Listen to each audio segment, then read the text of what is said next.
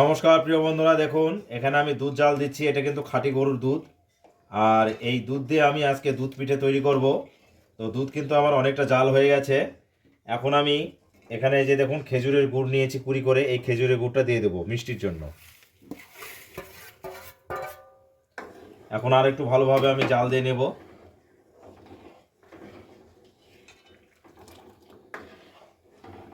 দুধ পিঠেতে বন্ধুরা দুধটা কিন্তু খুব ভালোভাবে জাল দিতে হয়। আর তার সঙ্গে এই যে খেজুরের গুড় দিয়ে করলে খেতে কিন্তু দারুণ স্বাদ হয়।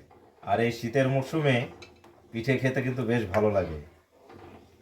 তো দুধ পিঠের জন্য আমি কিন্তু পিঠে আগে ভেজে রেখেছি।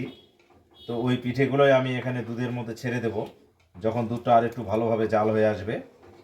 সবাই এই যে খেজুরের গুড় দিয়েছি, তো তো এটাকে আরও ভালোভাবে একটু জাল দেব।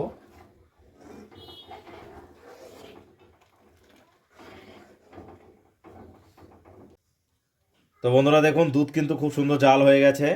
এখন আমি এই যে পিঠেগুলো ভেজে রেখেছি, এই পিঠেগুলো কিন্তু ছিঁড়ে ছিঁড়ে এই দুধের মধ্যে ছেড়ে দেব। তো দেখুন আমি একটা একটা করে নেব আর এভাবে ছিঁড়ে ছিঁড়ে দেব।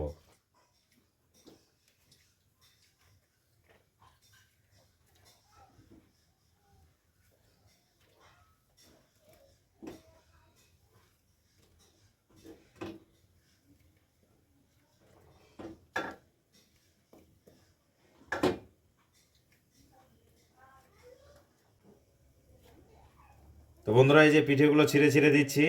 এখন কিন্তু আর একটু জাল দিলেই কিন্তু আমার দুধ পিঠে কিন্তু কমপ্লিট হয়ে যাবে। তো এখন একটু ভালোভাবে নাড়াচাড়া করে দেব। বেশি পিঠে দিলে কিন্তু ঘন হয়ে যাবে, জমে যাবে, যার জন্য বেশি দেইনি, পরিমাণে একটু কমই দিয়েছি।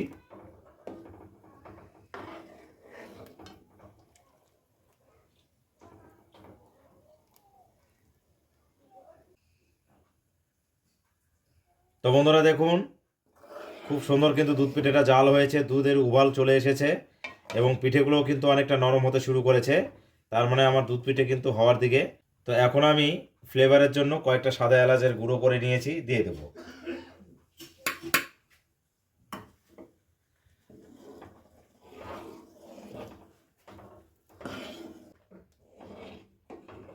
তো বন্ধুরা দেখুন এই যে দুধ পিঠে কিন্তু আমার হয়ে গেছে। এটা এখন ঠান্ডা হলেই কিন্তু জমে আসবে। তো আপনারা দেখলেন কত সহজে খুব তাড়াতাড়ি আমি কিন্তু দুধ পিঠে তৈরি করলাম। এটা কিন্তু খুবই সহজ এবং খুবই তাড়াতাড়ি করা যায়। তো বন্ধুরা আজকের আমার এই দুধ পিঠে যদি আপনাদের ভালো লেগে থাকে তাহলে অবশ্যই অবশ্যই লাইক শেয়ার কমেন্ট করে আমার পাশে থাকবেন। আর আপনারাও বাড়িতে এইভাবে খুব তাড়াতাড়ি দুধ পিঠে তৈরি করে নেবেন, দেখবেন খেতে কিন্তু খুবই ভালো লাগবে। সকলে ভালো থাকবেন।